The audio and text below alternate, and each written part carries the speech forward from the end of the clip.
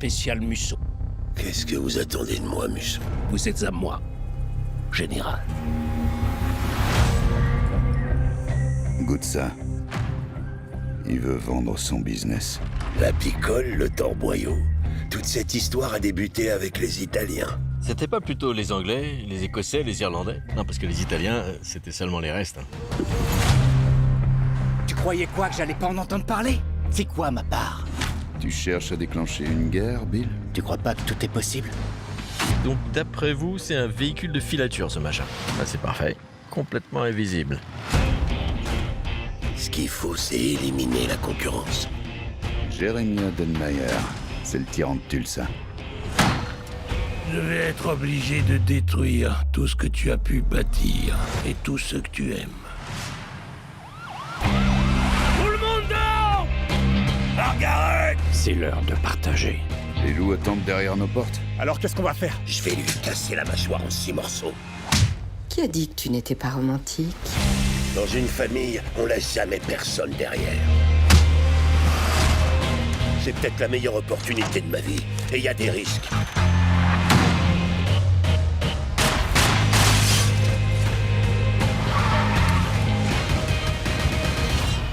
Est-ce que c'est un fantôme?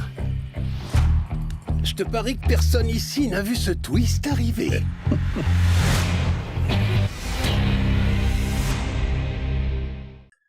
Hello, hello, hello, bonjour tout le monde. J'espère que vous allez bien. Moi, ça va, nous sommes le vendredi 21 novembre 2025. Et là, je vais vous faire une petite émission spéciale. C'est une spéciale, spéciale. Je vais vous regrouper les deux trucs dont je vous ai parlé. Mes deux critiques. Les épisodes 8 et 9 de Tulsa King et ma petite critique, ce que j'en pense de Running Man 2025 avec Glenn Powell. Voilà. Et avant tout, bah oui, bonjour à tous mes abonnés YouTube, bonjour à tous mes followers Facebook et X, et bonjour aux touristes qui viennent faire du tourisme sur ma chaîne. Abonnez-vous s'il vous plaît, ça fait plaisir, c'est encourageant, c'est gratuit, et je suis pas embêtant. Vous voyez, je fais 2 petites vidéos par semaine, tranquille, pour pas vous embêter, voilà. Et vous voyez, la preuve, c'est que je vais regrouper les deux critiques dans une seule émission. Ça veut pas dire qu'elle va durer très longtemps, vous inquiétez pas. Mais voilà, comme ça, ce sera fait parce que j'ai plein de choses à faire. Et je vous remontre ce que j'ai fait là, la dernière fois, ceux qui ont regardé le box-office. Je vais vous montrer une petite pièce de collection que j'ai reçue là il y a quelques jours. Je vous remontre, attention. Tac, tac, tac, tac, tac, tac, tac, tac. Voilà, il s'agira de la prochaine vidéo. Ma vidéo, voilà. Une des prochaines vidéos que je ferai là-dessus. Il faut que je fasse d'abord quelques petites manipulations. Voilà. Pardon. Et puis voilà. Ça, ce sera pour la prochaine vidéo, une vidéo future, comme qui dirait l'autre. Voilà. Et donc, on va commencer tout de suite avec Tulsa King, saison 3, épisode 8 et 9. J'espère que vous allez bien. Avant, fait grisouille. Voilà. Ah bah il va neiger, voilà, mais ils ont prévu de la neige, ça va tomber, c'est embêtant, mais c'est comme ça. Et donc, Tulsa King, que se passe-t-il dans l'épisode 8 et 9? Ah bah le 9 déjà, l'épisode 9 il est excellent. Moi il y a un truc qui me fait plaisir. Mais l'épisode 8, eh ben, en gros, je vous résume, je vais pas vous spoiler pour ceux qui l'ont pas vu. Ne vous inquiétez pas, je vous raconte, voilà, en gros, voilà. Donc Dwight, Mr. Dwight Sly, le général, va faire équipe avec l'agent Musso pour attraper le terroriste, le fameux terroriste. C'est d'ailleurs comme ça qu'il l'appelle dans l'épisode, il l'appelle le terroriste. Je connais pas son nom, mais je sais plus comment il s'appelle, mais cela, il l'appelle le terroriste, en fait. Donc, on va l'appeler comme ça, on va l'appeler le terroriste. Donc, il court après le terroriste, ils vont l'attraper. Le fameux terroriste, c'est l'homme barbu, tout ça. Donc, ils vont donc aller le choper, mais les choses ne vont pas se passer comme prévu, en tout cas pas pour l'agent spécial Musso. Oui, cela il va en faire qu'à sa tête, il va l'attraper pour faire son truc à lui, son business. Et il est malin, il est malin. Je vous en dis pas plus, mais il va faire les choses à sa sauce, bien évidemment, il va pas obéir à Musso, c'est une bonne blague. Non, mais non. Et si Musso s'attaque, au terroriste, il tient vraiment à ce mec, c'est parce qu'il s'est passé quelque chose avec lui dans le passé. Donc, c'est pour ça qu'en fait, c'est pas une affaire très importante, il l'explique dans l'épisode, d'ailleurs, il explique bien que c'est parce qu'il s'est passé quelque chose avec le fameux terroriste dans le passé avec lui et son partenaire, on va dire. Voilà, c'est tout, je n'en dis pas plus. Je vais pas approfondir parce que, voilà. Je vais pas vous spoiler. Et donc, voilà, il le chope. Et donc, Dwight le fait parler. Et voilà, on verra après. Mais entre-temps, oui, ah oui, il n'y a pas que ça. Hein. Notre cher terroriste se retourne contre Dwight, parce qu'à l'origine, il devait travailler pour Dwight. Et éliminer Dunmeyer. Mais ces choses ne se passent pas comme ça. Dunmeyer l'a retourné. Ce qui fait que le terroriste a déposé une bombe quelque part. Voilà, j'approfondis pas exprès, hein. Voilà. Et donc, c'est un peu course à la montre, hein, quelque part. Hein. Après, dès qu'ils sont au courant, là, Dwight et puis le Musso, ils se mettent à courir hein, pour essayer de sauver les personnes. Et puis voilà. Après, je vous dis rien. Voilà. Voilà pour ce qui est de cet épisode. Hein, c'est quand même pas mal. Parce que ça tourne autour de ça, en fait. Hein. C'est juste Dwight et puis l'autre, l'agent Musso, hein, qui chope le terroriste, et puis voilà, puis l'autre qui pose sa bombe, et puis assis, il y a l'autre, là. Comment il s'appelle Treasure, là, qui fait une petite cérémonie, là, pour récolter des fonds, hein. Ah, peut-être que ça vous met la puce à l'oreille. Voilà ce qu'on voit dans l'épisode 8. Ah, il fait une petite cérémonie pour récupérer des fonds pour sa campagne. Donc, voilà. Je vous en dis pas plus pour ce qui est de Treasure. Puis voilà. Voilà. Pour l'épisode 8, c'est tout. Pour l'épisode 9, moi je vais directement à l'épisode 9. Hein. Le 8, bon, voilà, c'est ça. Mais l'épisode 9, génial. Samuel L. Jackson. Non, c'est pas un spoil, hein, on le voit dans la bande-annonce. C'est pas un spoil. Samuel L. Jackson. Et ils en profitent, hein. C'est l'invité spécial, mais ils en profitent au maximum. Il est là, ils en profitent. Il a vraiment, on voit bien dans l'épisode 9, l'épisode 9, c'est génial. Et puis on va faire copain. Bon, c'est pas un spoil avec Sly, hein, on se doute bien. Quoique, on sait jamais. Voilà. Donc ça fait plaisir. On voit Sly et Samuel Jackson ensemble. Je crois que c'est la première fois qu'ils tournent ensemble, ces deux-là. Dites-moi dans les commentaires, dites-moi, je peux me tromper, mais j'ai pas le souvenir que Samuel Jackson et Stallone aient déjà tourné ensemble. Et c'est un vrai plaisir de les voir ensemble. Sur l'écran, franchement, c'est un plaisir, mais alors, vous imaginez même pas, quoi. Samuel Jackson et Sylvester Stallone. Côte à côte, face à face, voilà. Donc, ça tourne autour de, voilà, du personnage de Samuel Jackson, qui s'appelle, voilà, je trouve son nom, Russell Lee. Russell Lee, qui est, bon, je vous dis un petit peu, hein, il joue le rôle d'un tueur, d'un nettoyeur, on va dire, qui a été envoyé par le silencieux, là, comment il s'appelle le silencieux, là?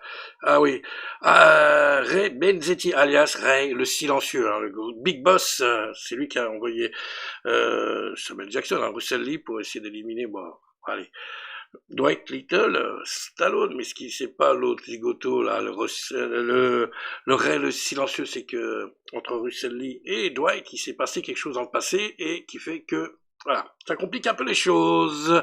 Voilà, j'approfondis pas, voilà. Mais bon, c'est pas aussi facile que ça, et donc voilà. En gros, pardon, bah décidément. Et donc, ouais, ça tourne autour de ça, quoi. Donc, et comme il y a quelque chose qui ne se passe pas comme prévu, il y a des choses en plus, donc voilà.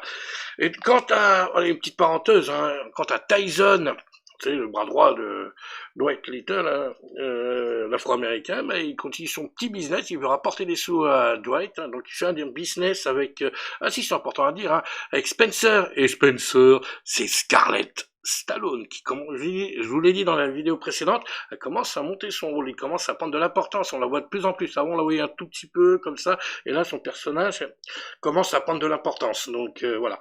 Donc il y a un business qui se fait avec Spencer et notre ami Tyson, voilà. Je n'en dis pas plus, regardez l'épisode, et puis voilà, il est content de lui, pour l'instant tout va bien, tout va bien, pour l'instant, mais ça sent un truc pas bon. Voilà. Ce qu'on peut dire des 2 épisodes 8 et 9, et il y en a un 10e qui arrive, hein. Le dernier épisode arrive, le 10e. Que va-t-il se passer? Surtout qu'à la fin du 9e... J'ai juste une phrase à dire. Une phrase. Dan Meyer, il ne faut pas s'en prendre à la famille. Je vous laisse regarder l'épisode 9. Regardez bien l'épisode 9, vous allez comprendre pourquoi j'ai dit ça. Dan Meyer, il ne faut pas s'en prendre à la famille. Robert Patrick, c'est pas bien. Voilà pour ce qui est de Tulsa King, et donc il nous reste encore un épisode à regarder, 10e de la saison 3, après ce sera fini, ce sera pour l'année prochaine. On va patienter un petit peu, et puis voilà, on va voir comment ça se termine. Voilà. Moi, je l'ai pas vu, donc pour moi, c'est une surprise. Pour d'autres, ils l'ont déjà vu. Moi, je suis pas pressé. On verra dimanche. Voilà pour ce qui est de Tulsa King, épisode 8 et 9, je me répète, de la saison 3. Voilà, petite critique. Et puis, c'est 2 bons épisodes. Puis, bien sûr, le 9 avec Samuel Jackson. Je suis content, je suis heureux. J'aime bien Samuel Jackson, et puis, en plus de voir avec Sly, c'est génial. Voilà, si vous voulez mon avis. Hop, et on va passer tout de suite à Running Man. Pourquoi j'affiche les 2 appuis? Pourquoi je mets les 2 là? Alors, Running Man 2025 versus Running Man 1987. 1987, un film réalisé par Paul Michael Starsky Glazer, qui a fait parler de lui, hein, en rapport avec des droits et tout ça. Donc, vous savez qu'il y a eu des petits problèmes autour du film, par rapport aussi au film de Le Prix du Danger, hein, au film français, parce que bon, comme le Running Man ressemblait beaucoup, le Paul Michael Glazer, au Prix du Danger, qu'ils n'avaient pas vraiment le droit de faire un remake, il y a une histoire. Mais bon, on va pas rentrer là-dedans, hein, ça c'est dans le passé, voilà, c'est peut-être réglé maintenant. Donc voilà. Et par contre, le Running Man de 2025, no problème, pas de problème de droit, tout ça, tout va bien. Et donc, que dire sur ce film, hein, voilà, c'est rapide, hein, que dire sur ce film, c'est bien. Moi, je sais pas, je suis pas super convaincu. Je pense que notre ami Glenn Powell aurait pu faire mieux. Alors, le Running Man de 2025, je vous rappelle qu'il est réalisé par Edgar Wright. Ouais, Edgar Wright. Bon, je vais vous dire ce qu'il a fait. Rapidos. Edgar Wright, réalisateur de A Fist Full of Fingers en VO, Shaun of the Dead, Hot Fuzz, c'est connu ça, Scott Pilgrim, le dernier pub avant la fin du monde, Baby Driver, The Sparks Brothers, qui est un documentaire, Last Night in Soho, puis là, le Ringman War, c'est un jeune réalisateur, et si je dis qu'il est jeune, c'est parce qu'il a le même âge que moi. Il est né à la même année que moi, il est né en 74. Voilà, donc il a travaillé aussi sur des courts-métrages pour la télévision, il a fait un petit peu tout, hein, il a roulé sa bosse, hein. Il a fait des clips aussi, ouais, scénariste aussi, ouais, pas mal de scénaristes, beaucoup même.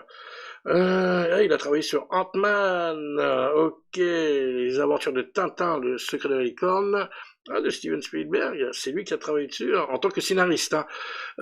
Shaun of the Dead, bien évidemment. Ouais, c'est pas mal, c'est bon. Ouais, non, mais il a bien roulé ça bosse, pas de pépère, hein.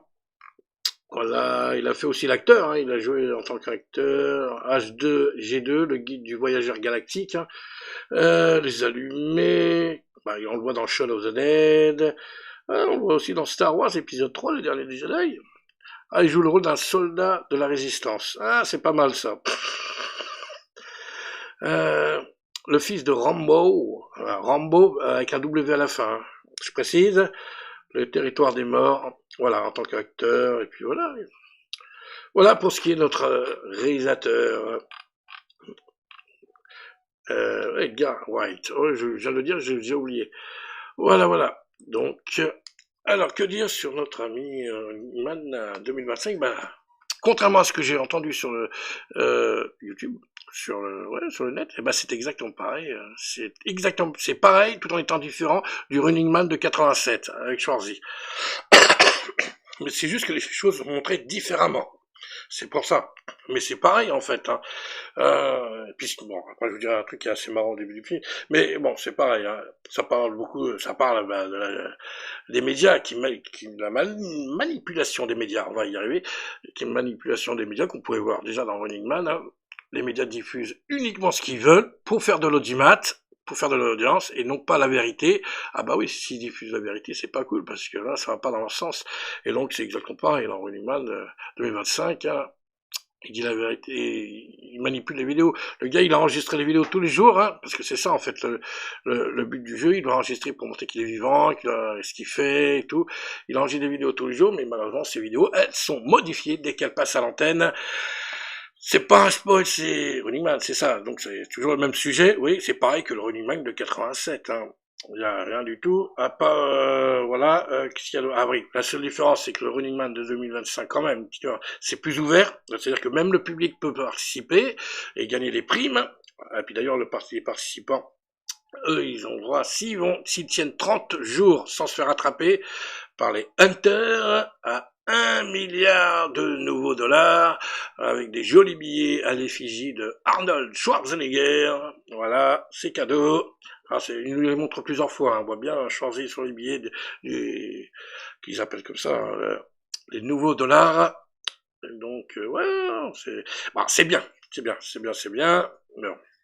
Voilà, donc c'est ouvert au grand public, tout le monde peut participer, tout le monde peut gagner, contrairement à Running Man qui était de 87, qui se passait dans un studio, hein. Et d'ailleurs, à ce propos, ce qu'il y a bien dans Running Man de 87, d'ailleurs, vous pouvez voir la vidéo, j'ai fait une vidéo VHS, hein, pour Running Man avec Schwarzenegger, là, je vais la mettre à la fin, là, une séance VHS que j'ai faite il y a un petit moment, j'en avais déjà parlé sur la chaîne, pour ceux qui la suivent, donc je la mettrai à la fin. Et donc, oui, je disais pour Running Man, la différence de Running Man 2025, c'est qu'on connaissait les méchants. Dans celui de Schwarzy. Bah oui, c'est ça qui était bien. Hein. Dans celui de 2025, on connaît pas vraiment le nom des méchants. Hein. Rappelez-vous, Fireball, Dynamo, Buzzsaw, Sub-Zero. Hein. Ça vous rappelle des souvenirs, ça? Hein, on connaissait les méchants, au moins, dans Running Man, avec Schwarzy. Là, les méchants, on les connaît pas. Moi, les 2025, je sais pas qui est qui, moi. Attendez, je regarde. Bon, il y a toujours Killian, bien sûr. D'ailleurs, qui porte pas le même... Ah si, c'est le même. Là, il s'appelle Dan Killian, et dans le Running Man de 87, il s'appelle Damon Killian. Et c'était, d'ailleurs, dans celui de 87, c'était joué par un vrai présentateur télé. C'est un vrai présentateur, c'était Richard Dawson, et c'est un vrai animateur télé, hein, pour le Running Man de 87. Ah oui, quand même. Que là, non. Alors, c'est qui les méchants? Je vais essayer de la reconnaître. Non, bah, il y a Bobby. Bah, c'est un méchant. Oui, c'est le présentateur. Parce qu'en fait, dans de Running Man 2025, Dan Killian, il est producteur. Il présente pas l'émission. C'est Bobby qui présente l'émission. Un autre gars. Qui c'est lui? Je regarde. Ah. Non, pas lui. Ouais. Ah, mais j'essaie de reconnaître, je vois. Ok, tac. Ok.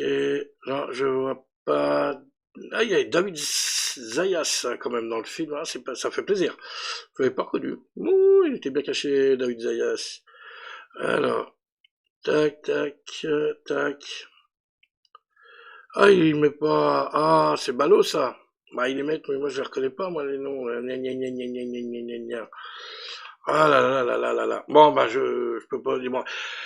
Dans le Running Man 2025, et les Hunters, le nom des je vais pas vous spoiler, mais les Hunters, moi je les connais pas, c'est les Hunters. Et dans le Running Man de 87, ça, ils s'appelaient les Trackers. Vous vous rappelez? Donc déjà, ils ont pas les mêmes noms.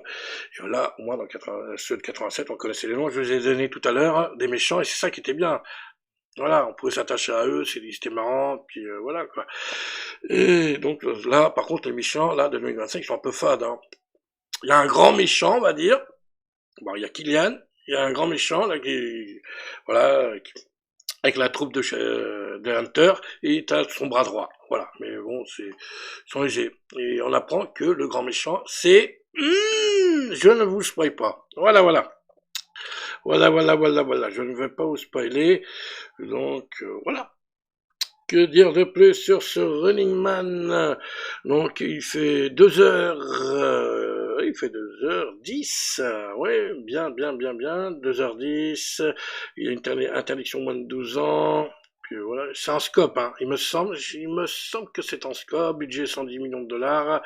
Voilà, moi j'ai eu la chance de le voir en Atmos. Ça fait plaisir. Voilà, que dire de plus oui, juste au début du film, hein, c'est assez drôle. Hein. Dans Running Man, là, avec Glenn Powell, le gars il dit je veux pas participer. Il répète plusieurs fois qu'il veut pas participer à Running Man. J'ai envie de lui dire, mec, oh, on est venu pour te voir participer à Running Man, c'est pas pour nous dire au début du film que tu veux pas y participer. Mais bon, c'est drôle, c'est toujours bizarre ces trucs comme ça.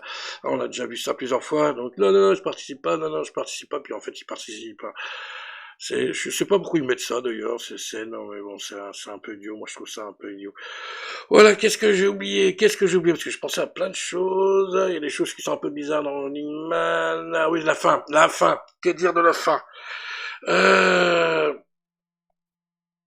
que dire la fin? Bah, je trouve que la fin de Running Man 2025 est un peu bâclée, hein, c'est vite fait, hein, c'est vite envoyé. Donc, contrairement à la fin de Running Man, où on voyait Schwarzy tourner autour de Kylian, l'autre il était en train de supplier, et tout, lui expliquer pourquoi il avait fait ça et tout. Ah, c'est le public, c'est les téléspectateurs qui veulent ça et tout.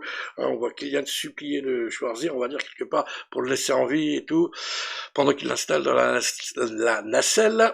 Vous vous rappelez? Parce que Schwarzy, ça l'amuse avec son sourire, là, il le voit, il tourne autour, là, il sait qu'il va le dégager de toute manière, mais il l'écoute quand même, il est gentil. J'aime bien, moi, cette scène, je vois, au moins, il prend son temps pour éliminer le méchant. Que là, dans Running Man 2025, c'est vite expédié, franchement. Une narration, on voit le Black, hein, l'Afro-Américain, un pirate, hein, bien sûr, et qui diffuse la vérité, hein, bien évidemment, sur les ondes et tout, c'est vite expédié, c'est une narration, et puis l'autre, il arrive, et Pampan, et Pimpin, pas le lapin, mais Pampan, voilà, vite expédié. Voilà, la fin de Running Man 2025, je trouve qu'elle est, voilà, vite fini. Moi, j'aurais bien aimé qu'il s'amuse un petit peu, là, qu'il nous fasse ça, qu'il joue un petit peu avec les méchants et tout. Non, moi, je trouve que c'est vite expédié, contrairement à Running Man 87, puis voilà. Sinon, ouais, bah, peu de choses près. En fait, c'est la même chose, mais c'est juste que les scènes, les choses ont été tournées différemment. Mais c'est la même chose. À la fin, à la fin de Running Man, c'est une femme qui distribue il confie les documents, hein, pour établir la vérité, hein. D'ailleurs, je me rappelle même plus de son nom. Je l'avais hier et je me rappelle plus. Ah, Ben Richard, voilà, Ben Richard. Donc Ben Richard, il sauve une femme, voilà, et il donne avec des documents pour établir la vérité. Hein, voilà, et puis voilà. Comme dans Running Man 87, c'est la femme qui distribue c'est une femme qui donne, parce que là je crois que c'est sur une carte ou je sais plus trop quoi, là, un disque, et c'est elle qui garde le disque sur elle pour rétablir la vérité, pour l'envoyer, pour le donner aux pirates, on va dire, voilà, pirates informatiques, comme dans Running Man 87. Voilà, c'est exactement pareil, mais si les choses sont tournées différemment. Mais en fait, c'est pareil. Qu'est-ce que je voulais dire de plus je sais pas, je parle beaucoup et j'oublie des trucs là. Et puis non, la fin c'est fait, la femme c'est fait. Qu'est-ce que j'ai oublié? Ah oui, la raison pour laquelle il participe à Running Man. Waouh, c'est pas la même chose. Dans Running Man 87, Ben Richard est un prisonnier évadé, donc il le chope et ça l'arrange, voilà. C'est une magouille entre l'État et puis la télé, la chaîne de télé, que là, c'est de son plein gré que Glenn Powell participe à. Le Ben Richard, hein, Glenn, c'est obligé parce qu'il doit justement protéger sa famille, hein, puis son gamin il est malade, donc c'est pour ça qu'il il veut participer à Running Man, voilà, tout simplement. C'est juste la raison, mais là en fait, le résultat, voilà, il y a des petites choses qui sont différentes, mais dans l'ensemble c'est pareil en fait. Parce que là j'ai entendu sur certaines chaînes, ouais c'est différent de Running Man 80. Ben, la façon de filmer est différente, bien évidemment, c'est pas la même époque, mais en fait, c'est pareil, finalement. Vous voyez, c'est une femme qui rétablit la vérité, qui emmène le document, comme dans le Running Man de 87. C'est, voilà, et puis bon, la chaîne, bien évidemment, elle détourne la vérité, comme dans Running Man 87, voilà, c'est pareil. Bon, je veux dire, la différence, c'est que les méchants, on s'y attache pas, quoi, dans Running Man avec Glenn Powell. Donc, voilà. Voilà ma critique. Elle est un peu longue, hein, je suis désolé. Mais bon, je voulais vraiment comparer les films. Je vous laisse avoir votre avis, hein, bien évidemment. Je crois que j'ai tout dit. Donc, Vous pouvez retrouver la vidéo, la séance VHS de Running Man, le Schwarzenegger, sur la chaîne, hein, je vais la mettre à la fin. Et puis voilà, pour ce qui est de Running Man 2025. Donc. Mais dans l'ensemble, c'est un bon film, hein, ça reste un bon film. Mais je pense qu'ils auraient pu faire beaucoup mieux. Surtout que l'autre, il nous sort les muscles, là, Glenn Powell, là, les costauds, hein, plusieurs fois, il nous montre qu'il a les muscles, mais il s'en sert pas des masses. Et je peux même vous dire que même Tom Cruise, dans Mission Impossible, il court plus que Glenn Powell dans Running Man. Allez comprendre. Ah bah, Running Man, je suis désolé. Là, il joue beaucoup avec les déguisements, Glenn Powell dans Running Man. Mais il court pas, un petit peu, mais pas énormément. Je vous dis, même Tom Cruise dans Mission Impossible, il court plus que lui. Ah là là là là là. Sinon, bah, si, il y a juste, bah, je fais pas de mauvaise foi. Au début du film, bon, c'est pas un spoil. Pour participer à l'émission, ils doivent, faire participer à une sélection, justement. Voilà. Donc, il monte des escalades, il fait deux, trois petits trucs. Bon, l'histoire de montrer qu'il est costaud. Mais c'est pas, voilà, c'est vite fait, vite passé, c'est clipesque. Donc, voilà. Sinon, en dehors de ça, non, franchement, le gars bouge pas énormément, donc... D'ailleurs, il fait allusion, je crois, dans le film, si je me trompe pas, là, Glenn Powell, il dit « Ouais, mais c'est Running Man, allez, faut courir !» Bah oui, je crois qu'à un moment donné, bon, il dit pas ça comme ça, mais il y a un petit truc comme ça, hein. Il me semble dans le film, il dit « c'est Running Man, il faut courir, oui, bah oui, il faut courir. » Bon, bah voilà. Petite critique, bon, ça reste un bon film quand même, hein, le Running Man de 2025. Allez, il est sorti depuis mercredi, allez le voir. Et puis voilà, vous passerez un bon moment. Voilà, pour ce qui est de ma critique de Running Man 2025, comparé avec Running Man 90, 87, et voilà. Et donc cette vidéo, bah c'est une vidéo hein, qui sert à rien en fait. Hein. Si, un petit peu quand même. Allez, mets un pouce, abonnez-vous à la chaîne, partagez, laissez-moi vos commentaires, dites-moi ce que vous en avez pensé de Running Man 2025, hein, le film avec Glenn Powell. Puis nous, bah, on se retrouve la semaine prochaine avec le box office et peut-être la présentation, on verra. Ou spécial, une critique spéciale, tout le Sucking, le dernier épisode, hein, on va pas attendre 15 jours, hein, il va être diffusé là dimanche, le 10e épisode, oui encore, de la saison 3, le dernier. Ah oui, quand même, voyons voir comment ça se termine. Voilà, ce sera pour la semaine prochaine, ou bien alors si j'ai le temps, parce qu'il faut que je vous remonte, il faut que je fasse un petit truc avant. Ah, une vidéo sur ça. Voilà, j'ai trop montré là, voilà, c'est tout pour aujourd'hui. J'ai trop montré, c'est tout pour aujourd'hui. Et donc, sur ce, bah, portez-vous bien, hein, habillez-vous, il fait froid. Allez, ciao.